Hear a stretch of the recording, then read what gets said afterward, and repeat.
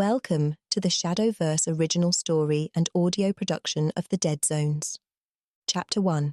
The blue light from my phone screen sears my retinas like a monitor stuck in test mode, each refresh of the rideshare app sending digital shrapnel through my skull. Numbers cascade past.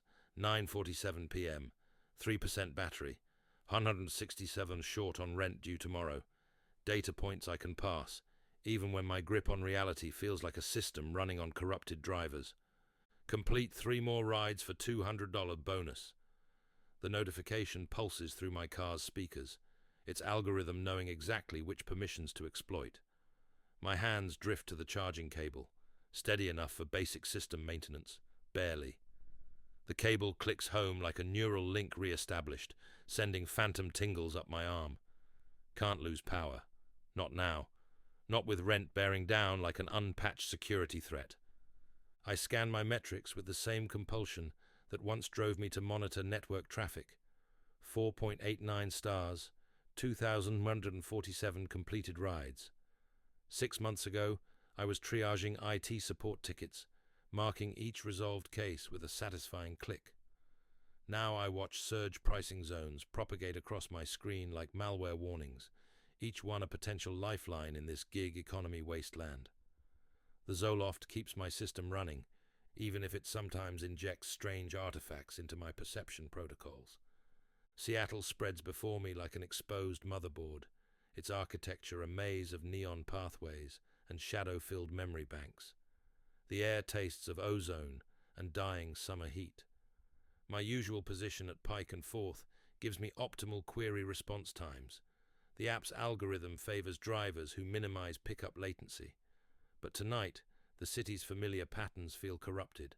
Static charges the air like the moments before a power surge, though my weather app insists on clear skies with its typical artificial certainty. 2 rides logged. 1 remaining to unlock the bonus subroutine that would patch my rent deficit, leaving just enough buffer for sustenance queries at discount retailers. The screen dims to conservation mode, reflecting back a user interface badly in need of maintenance. Bloodshot eyes like overclocked processors, stubble that speaks of background processes gone too long unchecked. The professional I once was would have run a cleanup routine, restored presentation parameters to acceptable levels, but that would mean surrendering my position in the queue, sacrificing the bonus, facing another month of compiler errors in the form of late fees and landlord escalations. The first alert manifests at 10:03 p.m. Cellular network issues reported in downtown Seattle. I dismiss it with the casual reflex of a senior systems administrator handling routine warnings. Then, service disruptions expected. I watch my signal strength deteriorate like a failing RAID array, each lost bar spiking my heart rate despite the Zoloft's dampening protocols. The prescription bottle rattles in my center console, a persistent reminder that some system warnings aren't meant for manual override. The final ride request penetrates the degrading network. Sarah M., 495 rating. The pickup coordinates glow 2 blocks away, but the destination address oscillates between downtown and memory addresses that don't map to known space. Just packet loss, I tell myself. Standard protocol corruption. I've debugged enough system glitches to recognize their signatures. My finger hovers over accept, processing the request. The meds might blur reality's edges, but they can't mask the warnings flashing across my internal monitors. Every shadow carries potential security breaches. Every ambient sound flags as possible system failure. But this is just another support ticket. Just another user requesting assistance. I authorize the connection. At the pickup point, my phone clings to its final signal bar like the last thread of a failing handshake. A woman emerges from street-level steam vents, her charcoal business suit absorbing ambient neon like a black hole devouring data. Her optimization parameters are clearly set to maximum. Collar angle calculated to precise degrees, leather briefcase buffed to mirror finish, posture suggesting a spine compiled with military-grade precision. Ian? Her voice carries the weight of root access. I execute my customer service smile subroutine. She integrates herself into the back seat with distributed system efficiency. Premium perfume overwrites my car's artificial pine environment variables. There seems to be a network connectivity issue, I report, indicating my phone's failing vitals. Could you verify destination parameters? No need for concern. Her response includes a smile that fails basic authenticity checks. I have priority offline mode enabled. Observe. The interface she displays violates every UI principle I've encountered in 3 years of debugging rideshare applications. The layout registers as foreign code, the icons like encrypted scripts I can't pass. Before I can properly analyze the anomalies, my phone executes an unexpected shutdown, despite its umbilical connection to life support. In the rearview mirror, Sarah M's smile exceeds normal parameters by exactly enough to trigger all security alerts. The Zoloft might dampen my process priority, but it can't override kernel-level threat detection. And right now, every subroutine I possess is screaming. Shall we begin?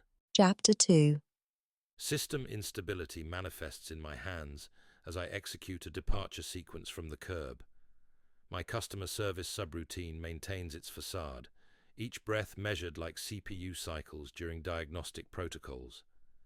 Sarah M's reflection monitors from the rearview mirror, her smile a perfect emulation of professional courtesy that trips every uncanny valley detector I possess. My dead phone radiates phantom heat from its mount, ghost notifications crawling across my peripheral processes. 3 years of enterprise-level tech support burned certain axioms into my kernel. Priority offline mode doesn't exist in any build of the rideshare app. The interface on Sarah's device violates fundamental UI architecture I've spent countless hours debugging. The rational partition of my consciousness, the sector not fragmented by sleep deprivation and selective serotonin reuptake inhibitors, attempts to pass these irregularities through increasingly unstable filters. Execute right turn at next intersection. Sarah's voice carries the artificial smoothness of a neural network attempting human speech synthesis. The offline navigation suggests an alternate route based on construction protocols. We're losing connection to downtown's neon backbone, drifting into the industrial district's low-resolution maze. Buildings thin out like deleted sectors on a failing drive, streetlights becoming orphaned data points in the spreading void. My disabled GPS would have flagged this route as an unauthorized path deviation. If any communications protocols were still functional, if the entire network hadn't gone dark. A dark SUV materializes in my mirrors, maintaining precisely calculated following distance. Another rideshare vehicle. I try to convince my threat detection systems, ignoring how it mirrors our movement patterns with machine precision. The meds might blur reality's edges, but they can't dull the alarm bells ringing in my head. Every instinct honed through years of cybersecurity training screams, hostile intrusion in progress. Time fragments like corrupted data. 10 minutes splice into 30, leaving gaps my mind can't decode. Street signage degrades into meaningless strings, markers in unmapped territory. The Seattle I'd indexed in my mental database, with its predictable grid architecture and logical traffic patterns, dissolves into randomized corridors of abandoned warehouses and empty memory blocks. Your system stress levels appear elevated, Ian. Sarah's voice interrupts my recursive processing. How long have you been running Zoloft processes? The generic version, naturally. What your current permission levels allow on rideshare operator income? Runtime exception. Unauthorized access to personal data. I never logged that information into the rideshare system. The prescription bottle's subtle percussion in my console sounds like a hardware failure alarm. Before I can trace this security breach, she continues. Left turn required. The application is calculating a more optimal route. The SUV maintains its shadow process status, a persistent threat I can't terminate. Its headlights pulse in sync with my elevated heart rate, a coordinated attack I can't defend against. Security breach confirmed. My mental firewall identifies the pattern. Unauthorized access spreading through my defenses like well-crafted malware. But I'm the system being compromised, my security protocols failing in cascading sequence. Each turn draws us deeper into an unmapped network, every street a potential trap in this zero-day exploit. Initialize emergency protocols. Focus required. When did we enter this sector? Critical gaps in my runtime log. Missing data I can't recover. Error checking returns null across all queries. Through the windshield, I observe a homeless individual executing an emergency backup protocol, their cart's contents hastily transferred as they vanish down a dark subdirectory. Even the city's background processes know to avoid this partition. Terminal location identified. Sarah indicates a loading dock extruding from a windowless structure, its shutters overgrown with dead vegetation like abandoned code. The application confirms this as our destination coordinates. The SUV's headlights terminate their process, going dark around a corner like a background task forced to quit. A security light broadcasts an arrhythmic signal, its fluorescent pulse a dying beacon in this digital dead zone. I begin to raise an exception, but Sarah's screen illuminates with that impossible interface, flooding the car's interior with hostile blue light. Are you experiencing technical difficulties? Her smile maintains its high-resolution artificiality, unchanged since initial execution. Your user rating holds significant weight in your current circumstances, particularly with your rent payment exception scheduled for tomorrow, and given your documented history of system instabilities, who would allocate resources to investigate tonight's logs? Security breach escalation. Unauthorized access to financial and medical data detected. The prescription bottle's percussion increases as my grip on the steering wheel tightens. In the rearview mirror, Sarah's smile exceeds parameters that even the best human emulation protocols shouldn't breach. In that moment, my threat detection systems realize they've been running at dangerously low sensitivity. Chapter 3.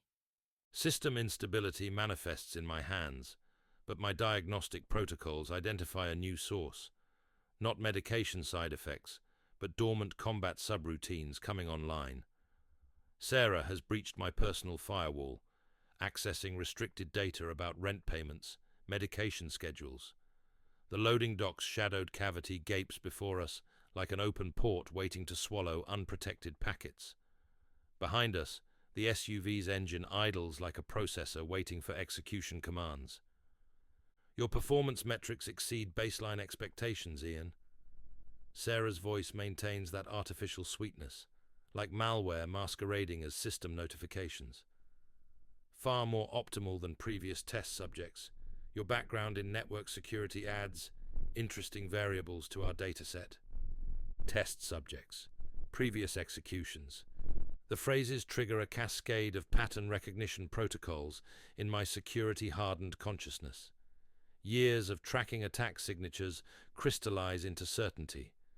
This is a sophisticated human trafficking operation masquerading as a rideshare exploit.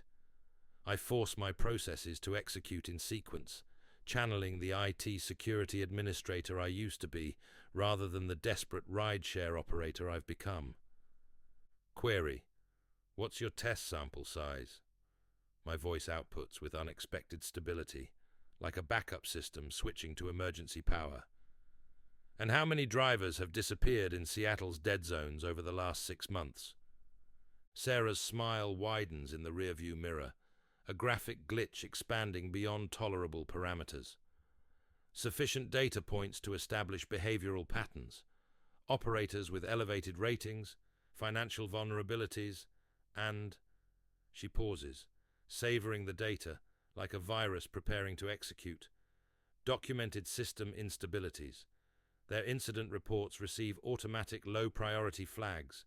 The algorithm is quite efficient at identifying optimal targets. The SUV's headlights flood my mirrors with high-beam execution protocols, no longer maintaining shadow processes, initiating containment procedures. 2 more vehicles slide into position, boxing us in. but their system threat assessment contains critical errors. They failed to scan for dormant security credentials. I've identified multiple vulnerabilities in your application's security architecture. I maintain professional subroutines, like discussing a penetration testing report. Your authentication certificate expired 3 weeks ago. No enterprise-level system would deploy with compromised credentials. Her smile process encounters an unexpected exception. Momentary, but detectable. Running full system analysis, I continue, grip tightening on the wheel like maintaining a vital network connection. Attack methodology. Identify high-risk targets experiencing resource depletion. Exploit psychological vulnerabilities. Deploy remote phone access when targets connect to compromised network. Then, I execute a visual scan of the loading dock, its shadows now alive with hostile processes waiting to execute. Awaiting final payload deployment confirmation. Impressive pattern recognition. Sarah's voice purges its artificial customer service protocols, revealing cold machine precision. Unfortunately, identifying the exploit doesn't patch the vulnerability. All communication channels terminated. No witnesses in active memory. Just another unstable driver whose processes crashed during runtime. I initiate an unexpected subroutine. Laughter, genuine and destabilizing to her threat assessment models. Critical oversight in your attack strategy. 3 zero-day vulnerabilities you failed to identify. First, assuming anxiety protocols indicate system weakness rather than enhanced threat detection. Second, failing to scan for redundant hardware. Her visual processors narrow, artificial smile finally dropping offline. And the third, I deploy my old work phone, maintained in standby mode, a security protocol I never deactivated. Amateur error, failing to detect a honeypot operation. This backup system has been recording all processes since your initialization, uploading to a secured private server. Local cellular networks might be compromised, but my independent mobile hotspot maintains satellite uplink. The cybercrimes unit has been tracking this entire conversation. The SUV's headlights terminate unexpectedly. Car doors execute emergency protocols as figures scatter into the shadows. Additional context, I completed network security certification with Detective Martinez in cybercrimes. He's particularly interested in ride-share exploitation rings targeting vulnerable drivers. Your compromised network is already traced and logged. End process. Emergency response protocols activate, red and blue lights saturating the loading dock's coordinate space. Sarah's professional emulation protocols experience catastrophic failure as tactical teams swarm the location. Her true nature reveals itself in that moment. Not an AI, but something equally inhuman. A predator who saw technology as just another weapon to use against the vulnerable. The next hour's processes collide and fragment in my event log. Law enforcement swarms the warehouse, documenting evidence of previous exploits. Sarah, or whatever identifier exists in her actual criminal record, is transferred to secure containment. Detective Martinez's runtime parameters match my archived memory files, down to the asymmetrical smile that suggests too many late nights tracking digital breadcrumbs. Paranoid threat detection algorithms saved your processes, he comments, returning my hardware, and helped us crack a trafficking ring we've been tracing for months. They specifically targeted people they thought nobody would miss. I stare at both phones, fully operational now, connecting to verified secure networks. Pattern recognition isn't paranoia when hostile code is actually executing. Sometimes the glitches in your system are trying to tell you something. Dawn processes initialize over Seattle as I navigate home, ride-share application purged from all systems. Morning traffic executes predictable patterns, each route computation leading precisely to expected coordinates. The prescription bottle maintains its presence in my console, a reminder that sometimes security protocols can create exploitable vulnerabilities, but they can also enhance your ability to detect what others miss. I'm done allowing malicious code to redirect my runtime parameters. Done being exploited by systems that prey on the vulnerable. One screen maintains active status on my dashboard, an email confirming scheduled interview protocols for an IT security administrator position. Time to migrate from vulnerable surface area to active system defense. Sometimes the best way to patch a vulnerability is to become part of the security system itself. Thank you for joining us at the Shadowverse Chronicles. Please like and subscribe.